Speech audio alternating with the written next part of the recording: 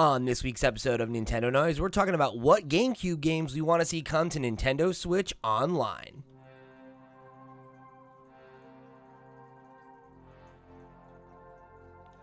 What's up, Internet? You're tuned into episode 182 of Nintendo Noise, Flip Screen Games' weekly Nintendo podcast. I'm your host, Pete and Bessie, joined today by my very good friends and co-hosts, Mr. Ken Hicks. What it do? And Mr. Jack Ryan. It's a me. Oh, no. The resignation. It is what it is. It's a me, a man with 3 Nintendo Switch 2 pre-orders. Could have been 4. I'm going to spend... Just a little quicker, man. My poor man, like, however, now he's going to starve with just 3. I haven't slept in 2 weeks. Anytime he sees someone that needs a Nintendo Switch 2 pre-order, he's like, if I had just been a little bit quicker. Oh my God. So, I'm excited for today. It's going to be a fun one. We're going to take a little stroll down memory lane and talk about the GameCube because obviously something we waited for the entirety of the Nintendo Switch life cycle was to see some Nintendo GameCube games come to Nintendo Switch Online. And we'll be able to enjoy that in just a few days here now. Less than 30 days until we're all going to be playing Nintendo Switch 2, which is wild.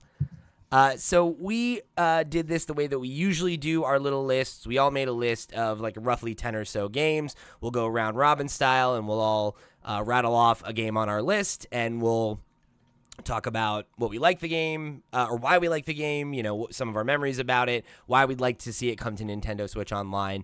And if, more than one of us has the same game on their list, we'll jump off the bench and talk about it then so we don't have to ping pong back and forth to the same title multiple times. So who wants to kick us off? Yo, I think I got the best game to kick us off. A game that you desperately need to play, Pete, if not the original. And of course, I'm talking about Metal Gear Solid Twin Snakes. Ah, of course. So now Twin Yes. Snakes is the remake of Metal Gear Solid, right? Yes. It was done like with Hideo Kojima directly involved. If you want the Metal Gear experience, but you want something just like one step above the PlayStation 1, it included new cutscenes. It included new voice lines that were re-recorded by the original English cast. I'm hesitant to say that it's the definitive version because the first one had a certain charm to it that the remake didn't quite have to the same degree. But if you're turned off by playing a really old stealth text-heavy PS1 game, but you want to ease into the Metal Gear Solid franchise, this would be a good option. It would be. If it wasn't stuck on the GameCube. It was exclusively for the GameCube. It has never been re-released on any other system, to the best of my knowledge. I guess you can emulate it, but Duck, quick!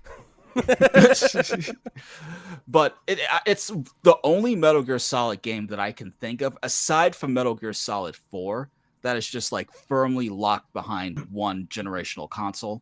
And like the spinoffs like Metal Gear Acid and things like that. Sure. So I think this makes it a prime candidate for the Nintendo GameCube Classics. I think this is a really great pick. Yeah. Yeah, it's like similar to Soul Calibur 2, right? Where if you wanted to play the version with Link in it, you had to get the original GameCube. Like even with the re-releases of that game they released throughout the years, they never re-released that version with Link until the Nintendo Classics. So I think this would really fill that hole. And full disclosure, I never played Twin Snakes. I only played the PS1 version, right? I love that. That's all right, though. I think that's love starting the episode with, I'll be frank, never played it. But I played Metal Gear Solid. I played the entire franchise. At least one main series is what I mean. So I do think that makes sense to defend you a little bit there of like totally. There are a couple of games on my list that are like similar where it's like, oh yeah, like this is only available on this one console and like it has this legacy that like is just trapped, so like as a longtime Metal Gear Solid fan, of course you're gonna want to fill in that gap. I'm so surprised that that is still like the way to play it. It's the GameCube version of Metal Gear Solid 1. Like, I know we're getting the full remake of Metal Gear Solid 3 this year, right? Like, pretty Right. soon. Yeah, without Hideo Kojima's involvement. Which makes sense. Like, canonically, it's the first in the series. It's regarded as the best by a lot of people. Metal Gear Solid 1 in comparison is very weird, but it is wild that 20 plus years later, that Twin Snakes is still like the definitive way to play it. Yeah, that there's not ever been any effort to port that version of it somewhere else, you know? Yeah. It has to be licensing, though, right? I'm assuming so. Like, I don't. It's kind of an odd game too. Pete, I guess if you haven't played it, you wouldn't know. But Ken, I'm sure you would agree. Like, it is kind of a strange game to try and modernize, I guess. Yeah, you could go like full remake. But to your point, like, it's such a narrative, text-heavy game. Yeah. That I'm not sure how well it would translate into something people are willing to pay $70 for. Which is why maybe just porting this version of it makes no sense, right? Yeah, totally. I'm with you. That's actually, so I'll jump in because that's kind of the mindset I have for my number 10, which is Billy Hatcher and the Giant Egg, which is a game that I would not expect many people to remember, but it was a game by Sonic Team, one of the few non-Sonic Team games that was only on the GameCube, and it was a very like middlingly received title that was like I think pretty heavily marketed, and didn't make a huge splash, and they've never gone back to that well, and it's never been ported anywhere else. I think it was ported to PC specifically in Europe in like the early aughts, and that's it. So it's like, it's one of those things where it's like, is this like the one of the best games on the GameCube? Is it one of the most influential games of all time? Like, no, it is more of a oddity. It is more of a like a kind of an interesting relic. But I think that's like part of why it would be cool to see it on the service, is that it's not a game that probably makes sense to do a proper HD remaster or a port or anything like that. But it is a very interesting exclusive GameCube game that I think, would be cool to shine a little bit of a light on. So let me tell you about Billy Hatcher, right? So when I was young, and I probably got out of a magazine or something like that, but I got one of those old like demo discs. That had like 2 or 3 games and had like the first level or 2. And the one that I had Billy Hatcher on it. And I just remember playing that demo multiple times, like, oh, this game is so much fun. This game is great. And I never played the full game. So that's why I have it on my list, because I need to fulfill a promise to myself. Like, I got to see this one through. I got to see this through. Like, after like 20 plus years, I got to play it. I played the demo enough that I probably could have actually beaten the game if I got it. But I just, like, so never coincidentally, you made it it further than I did. The GameCube was my like Nintendo Power era. I feel like I spent more time reading Nintendo Power than I did like actually playing games. I knew every single GameCube game that was out there. I owned very few of them. And Billy was one that was always on my list. Looked awesome, but just like by the time my birthday or Christmas rolled around, like it was never the top. This is the game I want this time. It's like the 11th game I'm interested in. I'd be stoked to check it out. It was just one of those games that like you never played as a kid, but if someone asked you like, what do you think of this? You'd be like, oh, it's awesome. Despite knowing absolutely nothing about what the game actually is. I owned it. I got that. The most like obscure, like goofy ass platformer games, I have played it. I owned it. I liked it. I loved it even. Rolling around his big eggs until they hatch. There was a Sonic egg, and you could have Sonic as your little sidekick. Preparing for this episode was a little trip down memory lane, and I remembered so many GameCube games that I just completely forgot about. Like at one point, Donald Duck going Quackers, going Quackers, yeah. That's what it was. That almost made the top 10. Awesome. And it was an emotional experience remembering that fever dream of a game. Never count it out, on the right? Like GameCube. there was those THQ SpongeBob games that got remade. Never count it out. That's true. Yeah, fingers crossed. So what's your number 10, Jack? So my number 10, I guess, continuing the train of like kind of a niche thing that had its charm on the GameCube. Actually, one of two 007 James Bond games that are on my list, but the first is Nightfire, which was a game that had a single player campaign. As a kid, I thought the campaign was very good. I'm not sure how it holds up. I haven't played it since. But the bread and butter of it was the multiplayer, the local split screen multiplayer, which for me was my golden eye. I had an N64 growing up. I kind of missed the golden eye wave. Like it had come and gone by the time I got my N64. Mm-hmm. And that was, I think, really my first like local split screen shooter. And I spent probably 300 hours in that game, just with various friends staying up until like 2 a.m. playing James Bond. So That's beautiful. Got. That's my pick. Yeah, I don't know if it was popular. It wasn't my house. It's not relevant enough to ever have it come up with you guys. So I have no idea if you played it or not. I've never even heard of it. So yeah, I guess it was like the, like sophomore slump GoldenEye game. I guess so. Yeah. It's like my first game, shooter, I should say, not game. Was Halo, so I just like completely missed the GoldenEye, the whole 9 yards there. Really? That's so funny. I played GoldenEye as a kid, but I got more into it as a teenager when it was like pretty archaic at that point. I had this like one summer where my friends and I were like playing it all the time, and that was like the most I ever really got into it. But I had one friend that was like a real big GoldenEye kid, so whenever I was like at his place, we were playing GoldenEye. But if you're talking about shooters, you know what's a good shooter? In a galaxy far, far away? That's right, I'm talking about Star Wars Rogue Squadron 2. I can't talk. Say it again 5 times fast. Rogue Squadron 2. Yeah, you didn't even get through it once. Star Wars. There we go. Star Wars Rogue Leader Rogue Squadron 2 is the name of the game. We're just gonna clarify that right there.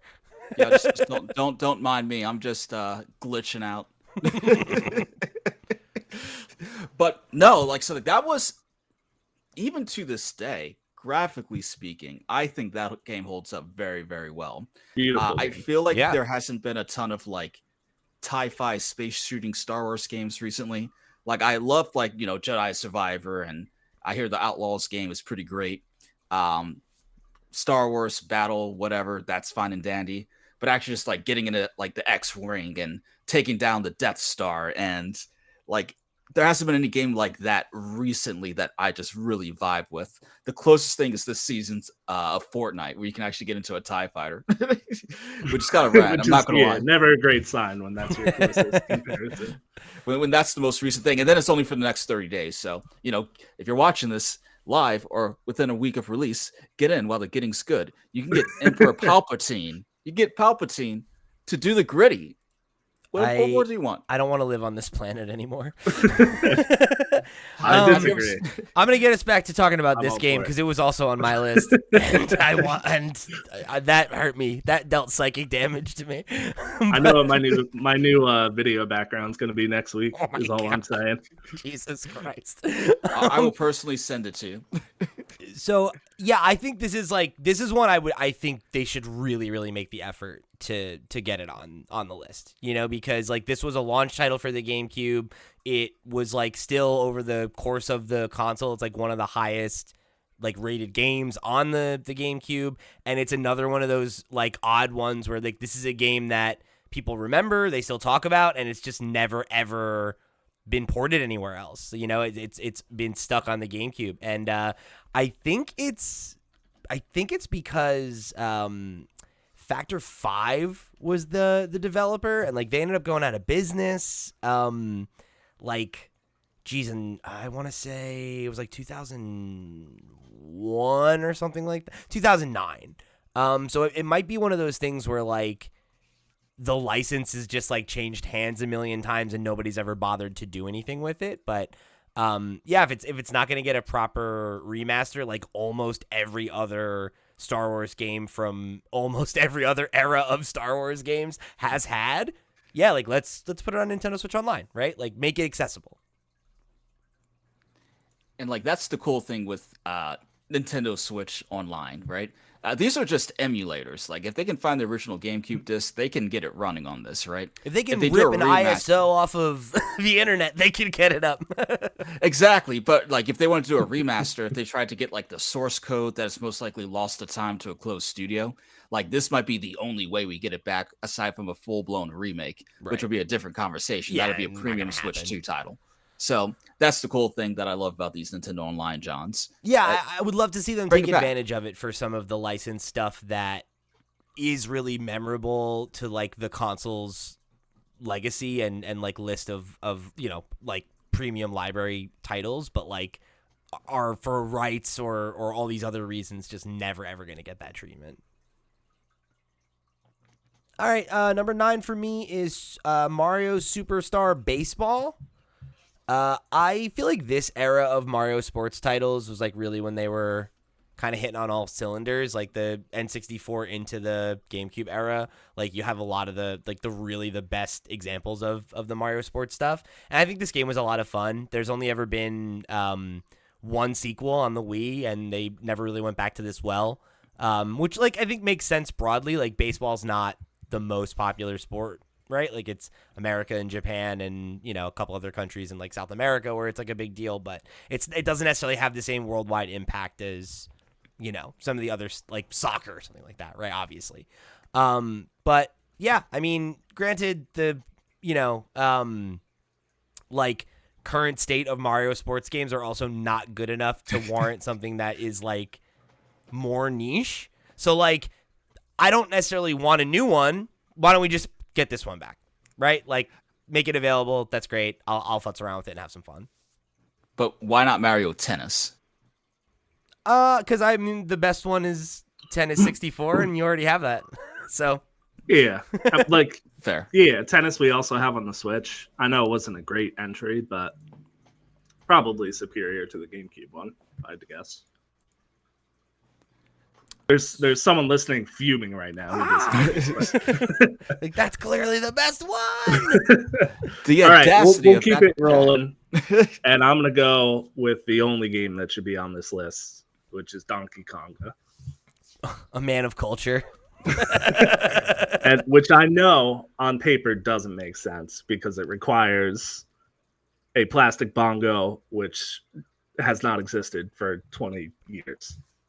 But You know, as a dream wish list item, yeah, I would like Donkey Konga ported to the Switch with new motion Joy-Con functionality to replicate the beating of the bongos. And there's a built-in microphone on the Switch itself, so you could do the clap through that. that will work. It's technologically possible, and if they don't do it, I will sue them. Build a Labo kit. That's the move, right? So I can. Ooh, You just yeah, hit I it. changed my answer. Donkey Konga plus Labo. new Nintendo Labo, bongo, Honestly, cardboard. the funniest controller. thing about that for me is that there are licensed songs in that you would have to get like the rights to, like, and it's very funny to me that this is episode 182 and All the Small Things by Blink-182 is the song I most remember from it. That was licensed. Yeah, so they were never even the real songs, right? It was like the Kids Bop. Yeah, Guitar Hero 1 like semi-licensed cover version of songs. them. Yeah, it was like the cheapest way they could get popular music into the game. So I don't know if that simplifies it at all. Like, I don't know who owns the rights to the crappy Donkey Konga cover of those songs. I'm gonna guess Nintendo. They So have wait, some weird situation. I don't care. It's not for me to figure out. That's not my job. That's Nintendo's job. I just want them to make it happen. And now. I want it now. But here's the thing, Jack, right? You're talking about like the Switch controllers and then you clap it together. Like how many Joy-Cons are going to break? Listen. No, we have Labos now. You hit the Labos. Yeah, first How of all, quickly we do you got think the Labos. Labos are going to break? We got a Labo Bongo controller. And also, if you don't want to clap, you can just scream extremely loud, and that'll replicate the clap. They should do So a limited... there are frankly an endless ocean of ways they could go about this. How they choose to do it is up to them. But I want it immediately. I want it badly, deeply, emotionally, and I will quit this show if it doesn't happen. Listen, And I'm sorry, Pete. I'm sorry, Pete, for this to be how you found that out. But if Donkey Konga does not come to Nintendo Switch Online, I'm done with this show. I'm afraid we're gonna have to get together and lobby Nintendo. So that's my number 8 on my list. All right, I guess I'll give my next one then, which is Ribbit King, which is a game I am extremely interested if either of you have ever heard of. No, but I'm looking it up. Frothy. Yeah. Oh, you know this one? Oh yeah, I know Ribbit King. This is why we're boys. All right. So yeah, Ribbit King is a Bandai published game. It was on PS2 as well. But I played it on GameCube, and similar to your experience, Ken, with oh gosh, which one was the one that you said was your demo disc game? That was Billy Hatcher. Billy Hatcher, yeah. This was one of those for me where I got this in like a Nintendo magazine, or maybe it was even a PlayStation or whatever. And I played the demo so much that like literally like I had a situation where like I have like a distinct memory of like my mom being like, "Are you playing this demo again? Let's just go get the game. Let's just go get it. We can just go get it. This is ridiculous." And I love this game. It's so much fun. And I'll tell you what, it holds up pretty well. I played it on Steam Deck. It was one of the first games I like jumped to emulate. And it was a ton of fun. I feel like we should go back to this. Well, Nintendo has a great relationship with Bandai, right? Like, let's fucking do it. And like, frogs. And frogs. Yeah, I also did the same exact thing shortly after getting my Steam Deck, Pete. And it doesn't just kind of hold up, is all I'm gonna say. It's good. It's a good game. Solid. It's fun, and it's got like a very like Animal Crossing like, you know, like art style to it. Pete, I have spent 3 hours playing Ribbit King with a group of 4 28-year-olds. Had an absolute blast. All right, I'm roping you into a stream. We're gonna stream Ribbit King together. We're gonna play 18 holes of Ribbit King together. All right, this is happening. What do you mean it came with like a bunch of shorts on the disc, like 30 of them? There was cartoons. Is this a golfing game? Yeah. Oh, loosely, yeah. Golf, but with frogs instead of balls is the elevator pitch. Yo, don't do drugs, kids. No, do drugs and make great art. Because that's what they did. Ribbit King lives fucking rent-free in my brain. Aye. All right. So, listen, I'm going to do a hard pivot here. Also, I'm not going in my list in any sort of particular order because Metal Gear Solid Twin Snakes was my number 1 pick. With that said, if we're talking wacky, crazy, spooky, hilarious, we got to go with Beautiful Joe, a game that to this day, and we talked about this a couple of weeks ago, so we won't go too much into detail, but it's shocking to me that to this day, that game is stuck on the GameCube and PlayStation 2. Like, how have they not re-released it anywhere? Like, they put Beautiful Joe in Marvel vs. Capcom 3, right? They put it in Tatsunoko vs. Capcom, so they know it exists, but they just, like, they're not doing anything with it. It just seems like such a slam dunk to do an HD remaster of those games. And if you're not going to do that, yeah, like, put them on NSO then. Yeah, put it on NSO. Then build up the hype and release a third game to resolve the cliffhanger of Beautiful Joe 2. Because I've just been sitting here chilling. Genuinely, they should do that. That's exactly what they should do.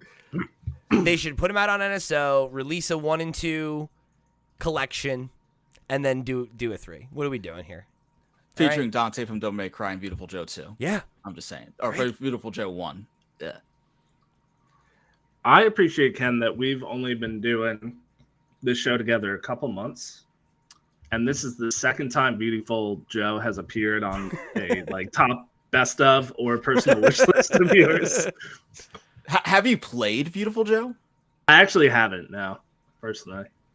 I know. It's a great game. I know the fandom. Like, I know that fans are hurting for a new one. Would you like to join And everything the I fandom? know about Beautiful Joe is awesome. You got a Steam Deck, Like, bro. The art is awesome. The charm of it looks incredible. Yeah, I would be the first to download that thing if they added it. But again, it was a game that I knew so much about and I read about to death, but just never personally had the chance to play. I've never played 2. I played 1, and 1 was a game that like I was a Toys R Us kiosk game for me for a long time until I finally got it for like a Christmas one year or whatever. Loved it, and then I never got around to 2. So that was it. That was it. Beautiful Joe was the other game on the demo disc. The difference being I eventually bought the game and actually beat it. And then I got Beautiful Joe Nice. too. Fair enough. But I played that first like level multiple times. And that game's hard. Like, I'm proud of like, what is it, 8-year-old me for beating that game? Like that game was not for the weak of heart. This kid had chops. All right, Jack, what you got? Well, similarly, I'm kind of just jumping around. And I think I'm going to smush these two together. I've got NBA Street and NFL Blitz, which are, in my mind, like sports games were what Mario games are now. I feel like in that era, on that generation, they were very silly and fun and cartoony and did not care about the rules of the sport, did not care about trying to simulate real life action in sports. Like, they were just goofy, over the top, ridiculous, like, fireworks shows. I really miss arcadey sports games. I really feel like that's the word that's escaping me. Arcadey. I totally like get that if like you're hardcore into a sport, why a like more simulator style game like a like what 2K does or whatever, like totally, like that's cool. I don't think they need to be mutually like that doesn't need to be the only kind, because I'm with you. Like the EA sports stuff back then was so much fun. Like and NBA Street Volume 2 was almost on my list. That was one of the ones I cut at the last minute. But and that had the exclusive GameCube stuff where you had Mario, Luigi, and Peach as players. So like that could be in the same way that the Soul Calibur thing. It's a multi-plat, but I don't want to go on too much of a tangent with it, but I feel like it was kind of a reflection of sports culture at that time, especially if you look like at the WWE, sure. 90s through the early 2000s, right? Like the Attitude Era. Yeah. I feel like some of that was still kind of reflected in the other mainstream American sports. Like basketball was very about personalities in a way that it's not. Like they've reeled it back and kind of polished up the image of the brand. Yeah. Same with the NFL. And the NFL also, a lot of scientific research has come out since then that suggests, football is not so good for you. Like maybe we don't want to have a game where punching people in the head where is you intentional. can like punch people in the face after the play with no penalties. Probably not. So I understand why they can't, for some reasons, make those games today. But I do think it'd be an easy add and a fun relic that we've kind of lost just because of our current landscape compared to 20 years ago. I'm right there with you. That's another game that I jumped on the deck right away when I was looking for like old games to boot up, and holds up pretty good. All right, so we're like about halfway through, so I'm going to give us a word from our sponsors. This episode was made with support from listeners like you on patreon.com/flipscreengames. If you enjoy our podcast, supporting us on Patreon will help us spend more time making content and get you access to Patreon exclusive perks like early access to ad-free versions of all of our podcasts, and exclusive content like the twice monthly After Dark podcast, where Steve and I will share funny personal stories, play games with each other, and more. And my daily Patreon show, The Daily Checkpoint, where every day I'll spend at least 10 minutes answering your questions or sharing my off-the-cuff thoughts on what I'm playing and what's going on in the video games industry. If you like what we do and want to go above and beyond to show your support, head over to patreon.com/flipscreengames today. And we're back. All right, I'm going to throw up my next one, which is The Simpsons Hit and Run. So Ooh. I think... Spicy.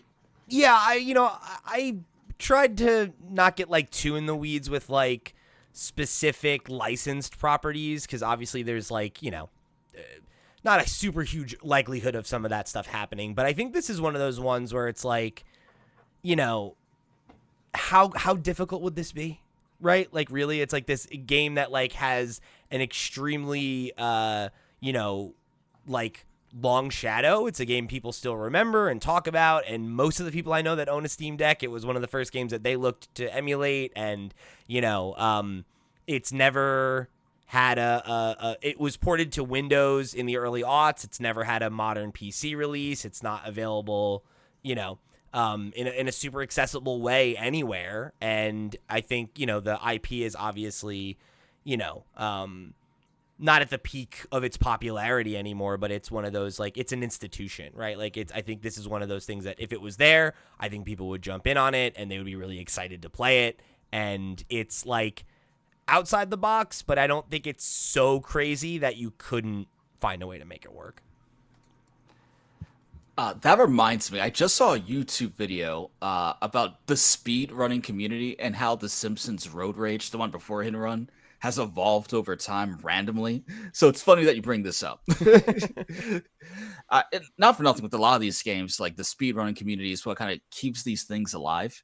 And even though I'm not built for a speedrunner, I do love it when they, keep the flow going. If you know what Shout I out mean. to GDQ Games Done Quick. Yeah, a lot let's of go. But speaking of going fast, gotta go fast. Shout out the Hedgehog. Close. A good one. Damn it. Mario Kart Double Dash. Okay, fair enough. Listen, I feel like out of all the Mario Kart games, you could just play 8 Deluxe, not counting Worlds that's coming out, and then just play the definitive Mario Kart. But Double Dash had such an interesting premise of picking 2 characters and swapping between the two. It gave it a one-of-a-kind identity, and the fact that that game stuck on the GameCube is a tragedy, right? Now, to be fair, Nintendo doesn't typically, before the Nintendo Online stuff for the most part, re-release a lot of their kart games, aside from maybe like the OG Mario Kart up until recently. But if they're bringing it out on the GameCube Nintendo Classics, I can't think of a better fit 64 is on NSO, right? Yeah, I was gonna it say. is. I thought so. But that's what I mean. But when was the last time N64 or Mario Kart 64 got re-released before this? Was it on the Wii U? Yeah, no, that's not a thing. Up until this, it was pretty much stuck on the Nintendo 64. Yes, to your point, I think, this is the best way that we're ever going to get this one playable again, right? Yeah, and then we just have to enjoy it for the 10 years the service remain up and then cry. I think my take on Double Dash is I don't know why Nintendo just threw that gimmick away. Especially Mario Kart World, which is supposed to be like the do anything, go anywhere, no limits. This is the celebration of Mario Kart with everything you've ever known and everything you didn't know you ever wanted. It just seemed like such a great time to add that back as like a mode. Like you have singles mode, you have knockout mode, free roam mode, and you have doubles mode. Especially I thought that would have been awesome. Especially with this many characters, they really could have made that spicy. Then it would be worth $80. Right. So personally, I'm not sure. Even if they added it, I'm not sure if it's even worth my time because Mario Kart World's going to be the best Mario Kart that has ever been released, probably. Yeah, I think it becomes speaking. I think it becomes like a preservation nostalgia thing, right? It's like it would be cool to have access to it because it is the most unique. I agree with you broadly about whenever a new Mario Kart comes out, I'm kind of like, well, I just won't play the old one anymore then, right? But Double Dash is the only one that has that unique gimmick, and it would be cool to futz around with it again. And I think that alone I'd be in support of it. Yeah, and the gimmick alone is why it can stand side by side. Not necessarily equal in quality because World's going to blow it out the water, but at least be a companion piece to the new Mario Kart more so than anything else. You know what I mean? Yeah. I don't want to skip around my list or double up here, but there's a reason why people play Super Smash Bros. Melee in addition to Ultimate. Sure. But they don't go back and play Super Smash Bros. 4 like that. They don't go back and play Brawl or the original N64 because there is something special about the gameplay that makes it this is the definitive, this is the best one, but this is still really good and it's a good companion piece. Or in some cases, people look at it the other way around. I'm just saying. Do you mind if I do 2 games in a row real quick since I just mentioned Melee? That's all right. Any Yeah, Sure. objections? That was going to be Yo. my next one anyway. So that's go on for my it. list Yo. too. Yeah, so it's on all our lists. So listen, Melee. I can't think of a single game that defines the GameCube more than Melee, in my opinion. More so than Wind Waker because of the legacy of Melee. More so than even Mario Sunshine. When I think of uh, GameCube, I think of Super Smash Bros. Melee. And there's a reason why all these years later, people are still entering tournaments, discovering new tech, and digging deeper, way further than Sakurai ever thought of. I mean, just look at the simple fact that like we still use the GameCube controller to play Smash. Like literally. And like if I buy the wireless GameCube controller, which I believe I told you I plan on getting at least one, I'll primarily use it on Smash. Like let's keep it a buck.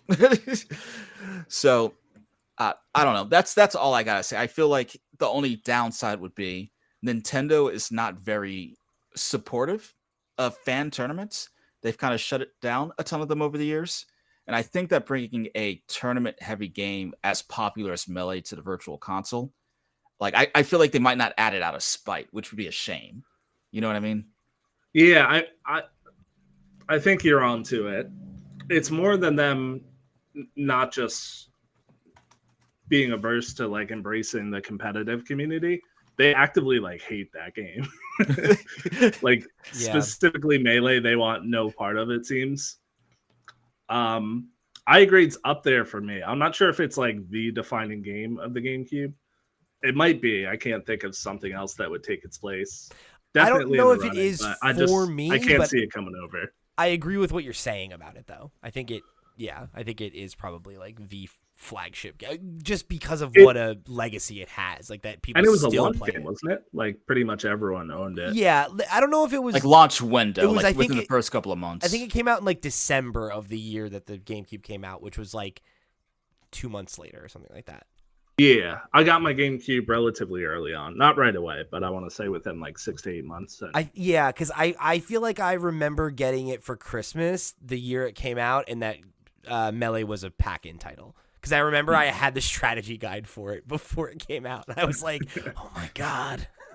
Yeah, is that Mewtwo? Oh, ew. So I'm not a competitive Smash player. Like by definition of what a competitive Smash player is, I definitely lean much more toward that side. And I would love to play Melee because I've never, like, I know you can play it through illicit means online, or you can get a GameCube and play it that way. I've never had the interest or the means to do that. So I would love to just play it knowing what the game is now, which is a hyper, like still learning the depths of it, deep, nuanced fighting game. I'd just like to revisit it as an adult that has now like 1,000 more hours of Smash Bros. Experience under my belt. And see what the buzz is about that's been keeping the game alive for 25 years. Yeah, like I'd like to have the ability to go and jump into it without having to dig out a Wii, you know? Like I still play it every once in a while with some of my friends because I have a friend that has a modded Wii, and like we play, what is it? Something M. I forget what it's called. Project M. Project M. Thank you. Yeah, Other M's Metroid, yeah. I was thinking that though. I was like, other M's, that's not right. Yeah, Project M. So like, yeah, like that'll come out every once in a while, but it's like it would be nice to be able to just be like, yeah, we can just jump in and play it. It's on Switch too, right? Yeah, I think that one's a no-brainer. Speaking of other M's, oh no, I've got Metroid Prime 2. Nice. I have kind of a weird relationship with Metroid Prime. Owned it as a kid. Could not get past the intro tutorial. Same. That is my deepest, darkest secret is I received it for Christmas. It's like all I asked for. I couldn't figure out how to leave like the tutorial ship. And yeah, I put it away and never finished it. I have the same secret shame. My first go about with it was actually when it got remastered and released on the Switch. Mm-hmm. I bought it and then actually ended up emulating it on my PC because you can do like now 4K textures and all this amazing stuff that makes it look like, you know, whatever insert best looking game you can think of looks like. So I played it that way, and it blew me away. I'm very excited for Metroid Prime 4 because of how much Metroid Prime 1 blew me away even 20 years later. And would love to play 2. Obviously, I didn't get past the tutorial of 1, so I didn't make it to the sequel, and I would like to revisit it. Yeah, I know that one fared well. I know there was like the rumor of like the whole trilogy getting a remake at some And point. it just never happened. But so it's one of those things of like, I don't know if that's a thing we're going to get later or if that ever even started development or what. So like if that's not a thing, then they should absolutely put 2 and 3 on here and just, let people complete the whole series on one console. Yeah, they did re-release the Metroid Prime trilogy as a compilation on the Wii. On Wii, right? Yeah, with the motion controls and everything. Yeah, and since it was the Wii, you could still use the GameCube controllers, which was nice. And I guess the question is, would you rather them do a remaster similar to what they did with Metroid Prime 1? Or would you rather them just like pump it out and just like put it on the Nintendo? I'd rather it get the remastered treatment, but I think that's just such a taller order. I think because I just played the remastered version of 1, we're getting Metroid Prime 4, which is going to be an even more modernized version of that. I think I'm okay with a GameCube port of 2, personally. I wouldn't not be upset if they gave us a remaster of 2. I would buy it, but I would be perfectly happy if they just put it on NSO. Yeah, it'd just be so weird. You have Metroid Prime 2 and 3 on NSO, but you got to pay $40 for the first one. Yeah. Yeah, I don't think we'll get 1, if I had to guess. Yeah, right. Because they're going to want Metroid you to Prime buy 1 it. is going to continue to exist just as the remaster. All right, Ken, why don't you go next? A bunch of mine got filled in from some of your others, so I've only got 2 left. So why don't you go? Oh, okay. So, Legend of Zelda, Ocarina of Time, but hold up, Master Quest. This was almost on my list. I think this is a great shout. So, I played the original Ocarina of Time on the N64, but I unfortunately never got around to Master Quest. For the uninitiated, it's basically a re-release of Ocarina of Time, but with completely different dungeons that are supposedly a lot harder. It's much more difficult, yeah. Much more difficult. So it's sort of like the Nuzlocke of Zelda. Yeah, and if you're not familiar, there was a peripheral called the 64DD that was like an add-on to the N64 that was only released in Japan, and it would like add additional content to games, and this was one of the games that was available on that. And the port that we got to GameCube, I think, is the only time that it was released in the States. Analog DLC. Yeah, basically. That's also, if memory serves, I think Animal Crossing was one of those games, and the one that we have is the port of Animal Forest, which was the original, but with the clock added. Yeah. You see, I always thought the N64 DD never even came out. It just never made it to the West. I thought it was just a thing in Japan, and it was not. It didn't do super well, so I think they just didn't bother bringing it to other regions. And then a bunch of the stuff that was, planned for it ended up in different places over time. Interesting little piece of history. But yeah, I think that's a really great shout. I think it would be really cool to have that available on a modern console. I think it's something a lot of people have probably not ever played. Surely we have Ocarina of Time already on N64 on NSO, right? Yeah. Yes. But so that probably hurts. Yeah, it hurts its chances, but we'll see. It would be just for the history of it, it'd be cool to have it on there. Yeah, I think it's similar to like the Mario 2 like Lost Level stuff, where it's just like, oh yeah, like this is like an interesting little piece of history that would be neat to highlight. Jack, go ahead. Okay, I'm kind of crossing stuff up as I go. As I realized, like the quality of the conversation has made me cross off like 3 or 4 of mine. That is not worth mentioning. What are for the bad anyone. games? Just tell us. You don't have to talk about them, but what are they? What didn't make I the guess cut? one I should have mentioned in like the sports arcade grouping is Tony Hawk's Underground, either 1 or 2. My Great personal games. favorite games of the series, I just fucking so love much Tony Hawk's personality. Underground so much. Yeah. The original Underground is so peak. Kind of the last hurrah for Tony Hawk. Yeah. And games that I think are just endlessly replayable.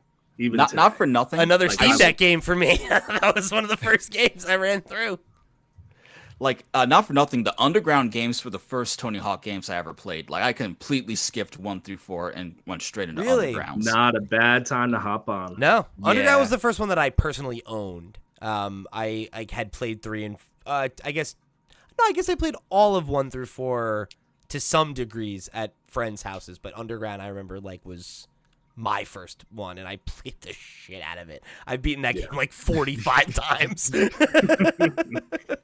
Yeah, not for nothing. I hope the 3 and 4 remakes sell well, just so we can hopefully maybe get the Underground remakes. I would 'cause that would be die peak. for an Underground That'd be remake, dude. so peak.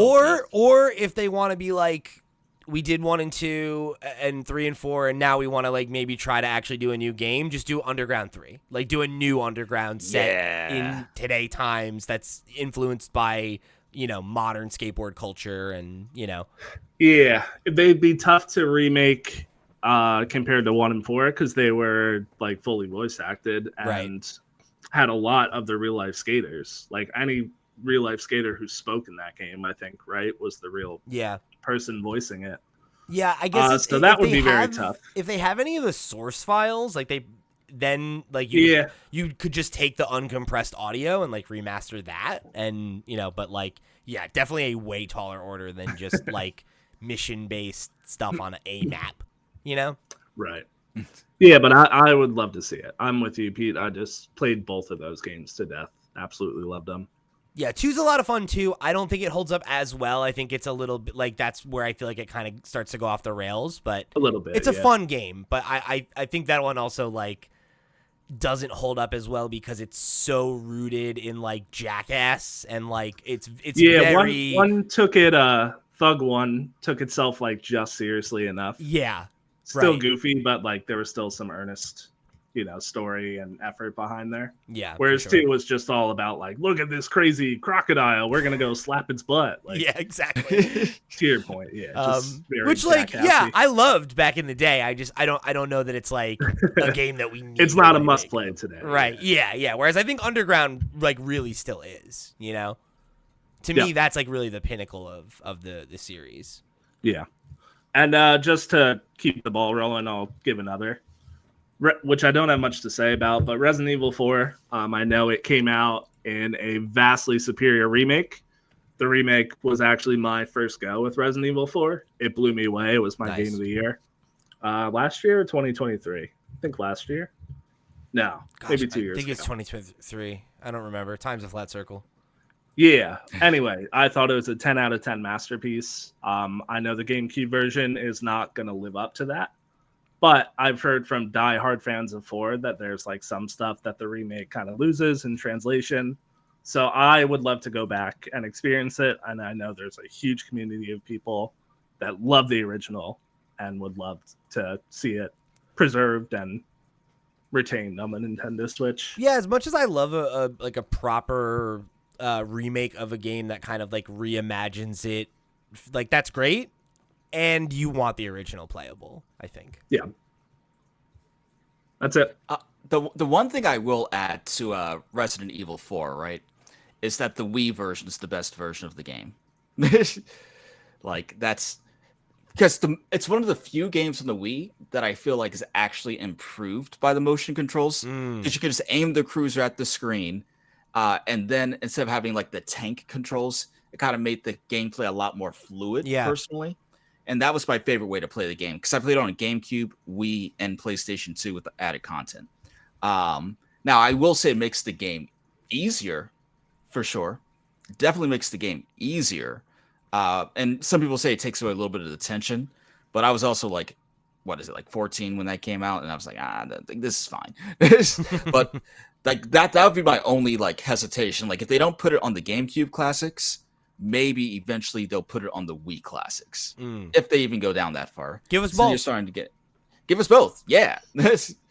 I'm Resident Evil pro 4 for every generation. I'm pro the universe where you just have every version of the game playable. Like they have like the Super Mario Advance games that are literally all just like slightly modified ports of. But it's like if those are the ones you grew up playing, it's like it's nice to have the option. Yeah. Okay, Ken, you want to go again? So I feel like I really only have, because I have 3 more games on the list, but I really only have 1 more that I can speak passionately. All right, then why don't you give the 2 other ones quickly and then do your last one? All right, so Wario World, it's a game I always wanted to play, never got around to it. It's stuck on the GameCube, and I just want more non-WarioWare games in general to come out. And I'm hoping that if a game like that got put on Nintendo Classics, maybe it would spark something. Yeah. Because I did love Mario World. I think it is 4. They came out on the Game Boy Color. So I thought it would be cool if that came out. The other one was Star Fox Adventures, which I would like to see that one too. Yeah, I never got around to playing that. I'd love to try it. I played it. It was fun. I didn't own it. I rented it at like a Blockbuster or something like that. I think it's just like another piece of Star Fox history. Yeah. And I think that it's worthy to be on there. And then the last one that I have, before I get into like my actual last one, I have something to talk about. And you might have something to say about this here too. Custom Robo. Yeah, that's one of my last 2. Yeah, like that's another game that I've been meaning to play, never got around. No, I played it like once or twice at like a friend's house, but I never owned it. And it'd be nice to actually dig deep and see like if it holds up or if I would have liked it when I was younger. I'm so ready to talk about this one. I All right, go into it. fucking love Custom Robo, and it's like this is one of the like nerdiest fucking games that I'm like I pound my chest over. Of like, yeah, this game ruled. I loved it so much, and it's like weirdly like it's got a weird sense of humor. It gets weirdly dark near the end. It's like it's a very like not Nintendo but also very Nintendo game. And it feels so like an exact product of the era of Nintendo that would make an ad where Mario had a tribal tattoo. You know, like it's like wow, like this is definitely still very like kid oriented in its style, but it's not your, this is for teenagers, this is for preteens, baby. And I fucking love this game, and I have like 2 friends that also love it, and we're the only 3 motherfuckers I've ever known that played this game. No, there's a big following for it. Did Nintendo make Custom Robo though? I had no idea though. Wow. I don't know who I thought made it, but they would have been like my last guess. Yeah. Yeah, no, it's bizarre. It's truly bizarre. Huh. Yeah, you are not alone. I am with Ken. Like, it was always on my list, never got around to it. But I have no less than 5 friends that have gushed about Custom Robo.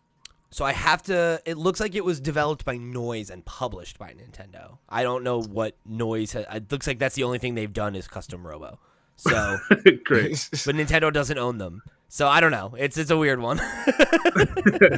Okay. Shout out to Custom Yeah, I didn't Robo, think it was though. Nintendo proper. Because that just feels so weird for them. Yeah. They do own it wholly, though. Like, they've published it in every region. So it's like, it's totally a Nintendo IP, whether or not they have a team for it or anything, right? But I'm pretty sure it was a Smash Brothers like trophy or yeah, spirit. yeah. There's a trophy of one of the little bots that comes up and shoots his little Gatling gun. Yeah. Which was my favorite gun, even though it wasn't very good. I just liked it.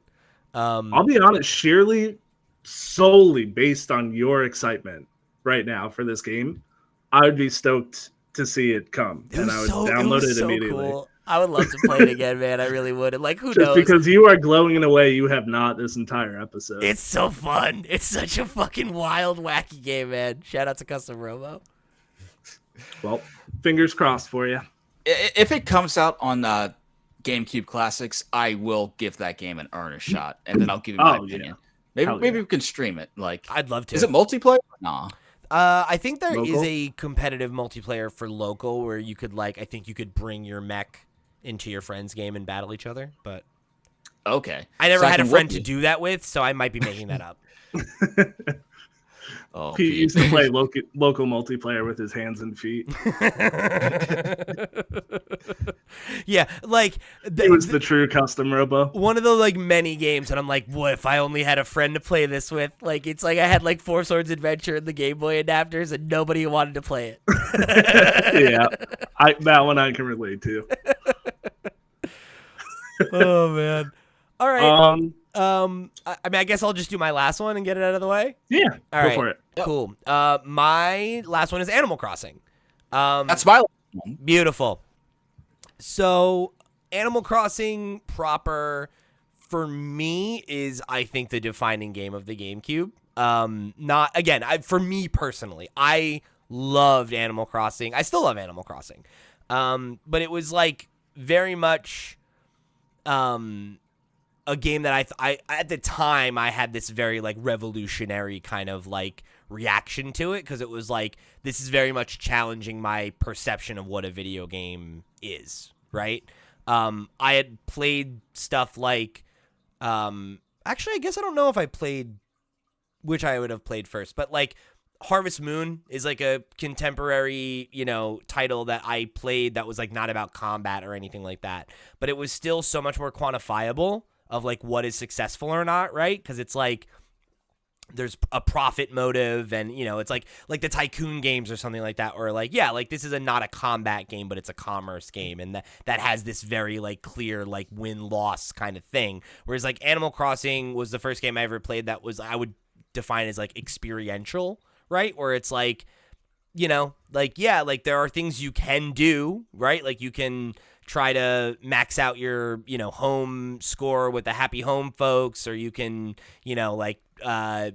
fill out the museum, or you can, maximize your relationship with people in the town and stuff like that. But none of those things are communicated to you through a checklist or anything like that. It's very much you're here and explore and have what I like to call water cooler moments, right? Where it's just you'll have these unique instances that are unique to your game and your world and your experience with it. And even if you talk to somebody else that has played the game, right, and maybe played it even more than you, right, you'll never have quite the same experience just because of what it is and how it does things. And I really like many of the sequels in the franchise, but I do think that the first game has a quality to it that has kind of gotten lost over time, where the social sim element of it is so much more central to the experience because there isn't this other mechanic shoved on top that you're interacting with. I'm the mayor, or I'm the leader of the island and I'm terraforming everything, and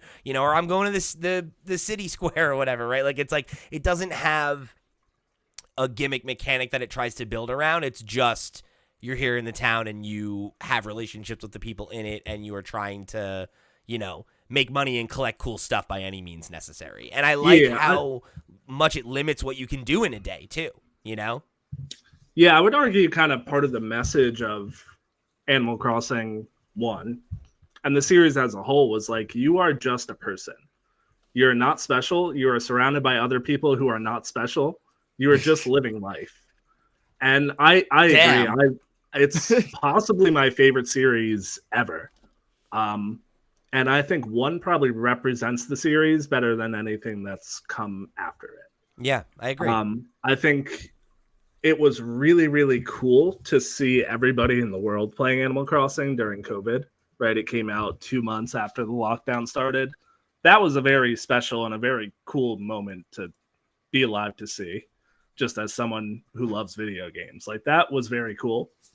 But I do feel the amount of talking about it and exchanging this is what's happening in my world, this is what's happening in my world, kind of loses a little bit of what the GameCube version was, which was this is my own little weird world that kind of just exists for me. It's deeply personal, yeah. Yeah.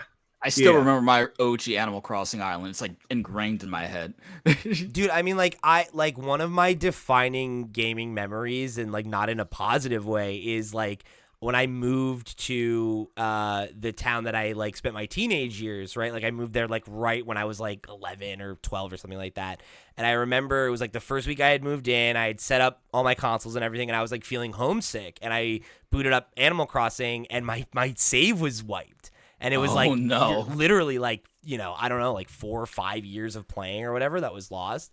And I was like so devastated by that. And it's like, it is because of like how much, like you said, like I remember the layout of my town. I remember who all the villagers were. I remember who the villagers I were that I didn't like, that I got rid of, you know, like, that experience was so special and like one of a kind to me, because it was one of a kind. It was just my experience in my town, and that's it, you know? And I would love to like start a new town in that world and dip into it for like, again, the very limited like 20, 30, maybe an hour a day that there is of things to do before it's kind of like, yeah, I'm just kind of walking around and hanging out, and that's all there is, and I'll come back tomorrow. Yeah.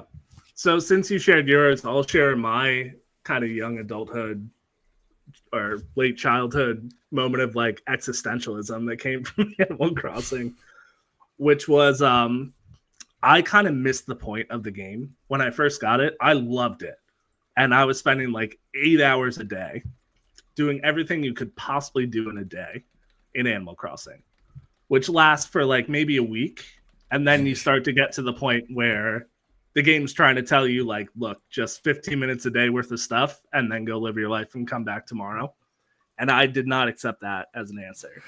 So I was the kid that was like constantly time traveling to every single holiday, right? Right away. I want to see what all the rewards are for the holidays. Yep. I want to do all the holiday events. I want to max out my house as fast as possible. So within like a month, I had done everything Animal Crossing had to offer.